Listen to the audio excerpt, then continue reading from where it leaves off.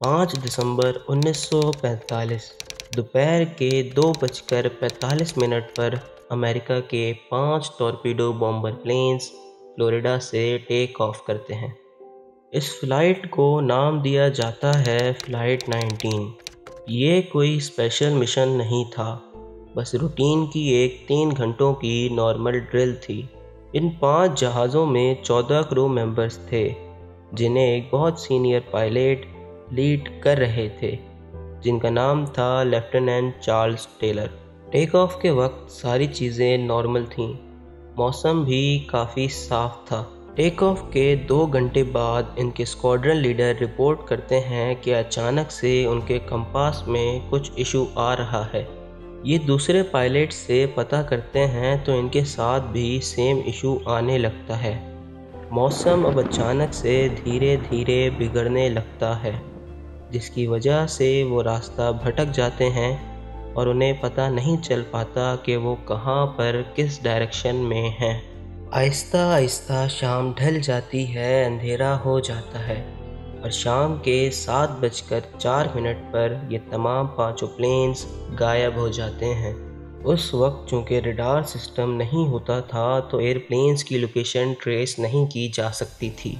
Flight 19 के काफ़ी देर तक ना लौटने के बाद एक रेस्क्यू एयरक्राफ्ट फ़्लाइट 19 की तलाश में टेक ऑफ करता है और देखते ही देखते ये एयरक्राफ्ट भी गायब हो जाता है और आज तक किसी को नहीं पता चल सका ये 6 प्लेन्स गए किधर।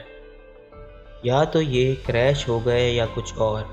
इस हादसे के बाद काफ़ी अरसे तक एक air and sea search operation किया जाता है, लेकिन काफ़ी अरसे की तलाश के बाद भी कुछ सबूत हाथ नहीं आता। ना तो किसी की बॉडी मिलती है, ना तो किसी प्लेन का टूटा हुआ हिस्सा। और जिस हिस्से में ये प्लेन्स गायब हुए थे, दुनिया आज उस हिस्से को बरमूदा ट्रायंगल के नाम से जानती है। बरमूदा ट्रायंगल, जिसे डेविल्स ट्रायंगल भी कहा जाता है, जो कि नॉर्थ अटलांटिक ओशियन के वेस्टर्न पार्ट में मौजूद एक खित्ता है। इसे बरमूदा ट्रायंगल इस वजह से कहा गया है कि ये 3 खित्तों को आपस में एक दूसरे से कनेक्ट करता है, जिसमें फ्लोरिडा, बरमूदा और पोर्टो रिको शामिल हैं। ये ट्रायंगल काफ़ी अरसे से हवाई और समंदरी जहाज़ों की गुमशुदगियों से मुंसलिक रहा है। लेकिन क्या बरमूदा ट्रायंगल वाकई इतना पुरअसरार है जितना लगता है, या फिर इसके पीछे कुछ और हकीकत है? बरमूदा ट्रायंगल में पिछले 50 सालों में 3000 शिप्स और 100 एयरप्लेन्स गायब हो चुके हैं, जिनका आज तक पता नहीं लग सका। बरमूदा ट्रायंगल के किस्से 500 साल पुराने हैं। 1492 में जब कोलंबस नई दुनिया की खोज के लिए निकलते हैं तो नॉर्थ अटलांटिक ओशियन में उनका कंपास भी ख़राब हो जाता है और वो रास्ता भटक जाते हैं। वो कहते हैं कि रात के वक्त उन्हें आसमान में एक अजीब सी रोशनी, जो कि आग की तरह की थी, जो उन्हें आसमान से समंदर में गिरती हुई दिखाई दी। ये मिस्ट्री आहिस्ता आहिस्ता ज़ोर पकड़ती चली गई। इसके ऊपर काफ़ी बुक्स लिखी गईं, मूवीज़ तक बनाई गईं और इवन के कुछ गाने भी इसके ऊपर लिखे गए। हिस्ट्री में बरमूदा ट्रायंगल में न जाने कितने हादसात पेश आए, लेकिन पहला रिकॉर्डेड हादसा 1918 में पेश आया, जब अमेरिकन नेवी की एक बड़ी शिप जिसमें 306 लोग सवार थे बगैर किसी निशान के बरमूदा ट्रायंगल में गायब हो जाती है, जिसकी वजह से काफ़ी लोगों का मानना है कि इस जगह पर काफ़ी ख़तरनाक पावर्स हैं। किसी का कहना है कि यहाँ एलियंस हैं, तो किसी का कहना है कि यहाँ पानी के अंदर दज्जाल है। आखिरकार इन जहाज़ों और शिप्स की गुमशुदगियों की असल वजह क्या हो सकती है? एक थ्योरी ये भी है कि बरमूदा ट्रायंगल का वेदर काफ़ी ख़तरनाक और अनप्रेडिक्टेबल है। ये इलाका अचानक से आने वाले तूफ़ानों की वजह से जाना जाता है। और दूसरा नज़रिया ये है कि बरमूदा ट्रायंगल में समंदर के अंदर कुछ कुदरती फॉर्मेशंस हैं, जैसे कि मीथेन। पानी के अंदर मीथेन की क्वांटिटी ज़्यादा होती है तो पानी की डेंसिटी कम हो जाती है। جس کی وجہ سے جہاز کا بیلنس مینٹین کرنا مشکل ہو جاتا ہے اور وہ پانی کے اندر ڈوب جاتے ہیں۔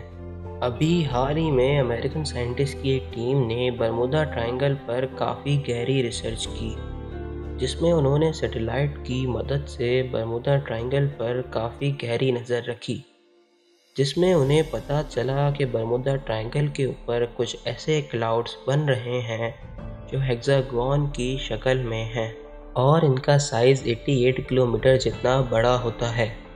سائنٹسٹ کا ماننا ہے کہ یہ کلاؤڈز عام نہیں بلکہ ایئر بورن کلاؤڈز ہیں، یعنی کہ جب یہ کلاؤڈز بنتے ہیں تو ان کے نیچے کافی تیز ہوا چلتی ہے، جن کی سپیڈ 250 کلومیٹر پر آور تک پہنچ سکتی ہے، جس کی وجہ سے ہوا میں جہازوں کا سفر کرنا کافی مشکل ہو جاتا ہے، اور ان تیز ہواؤں کی وجہ سے سمندر میں جو لہریں بنتی ہیں ان کی وجہ سے سمندری جہازوں کا بھی خود کو سٹیبل رکھنا کافی مشکل ہو جاتا ہے۔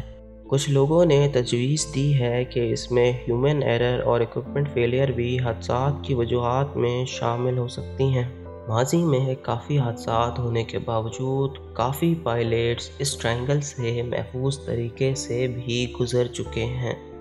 ایک دفعہ کا ذکر ہے کہ 2 پائلٹس جن کا آپس میں رشتہ سگے بھائیوں کا تھا، جن میں ایک کا نام ٹام اور ایک کا نام جیک تھا، دونوں بھائی ایک ٹرپ کے لیے نکلتے ہیں۔ سفر سے پہلے وہ جہاز کو اچھی طرح سے چیک کر لیتے ہیں، جو کہ اپنی پرفیکٹ کنڈیشن میں ہوتا ہے۔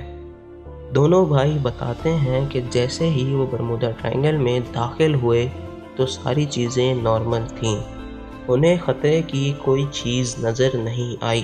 جیسے جیسے وہ برمودا ٹرائنگل میں مزید اندر داخل ہو جاتے ہیں تو کچھ عجیب و غریب چیزیں شروع ہو جاتی ہیں، جیسے کہ کمپاس اپنے آپ گول گول گھومنا شروع ہو جاتا ہے، اور ریڈیو کمیونیکیشن کا رابطہ بھی ایئرپورٹ سے ختم ہو جاتا ہے۔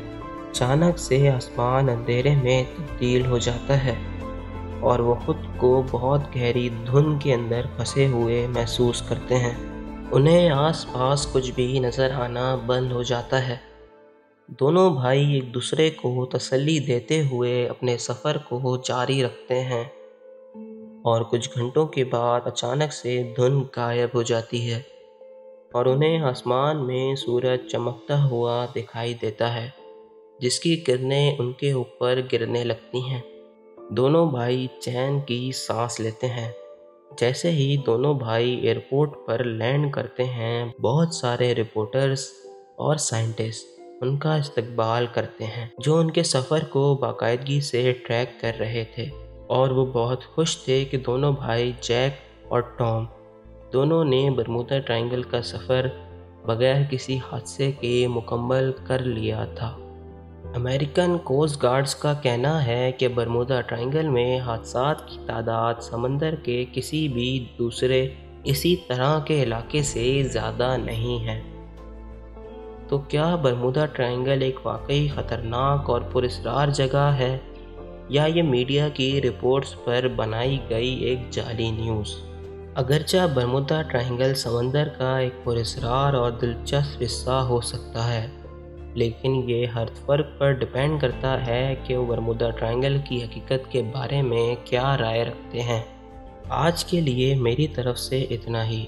اگر آپ کو ہماری ویڈیو اچھی لگی ہو تو چینل کو سبسکرائب ضرور کیجیے گا، اور کمنٹ میں ہمیں اپنی رائے سے آگاہ ضرور کیجیے گا کہ آپ برمودا ٹرائنگل کے بارے میں کیا رائے رکھتے ہیں۔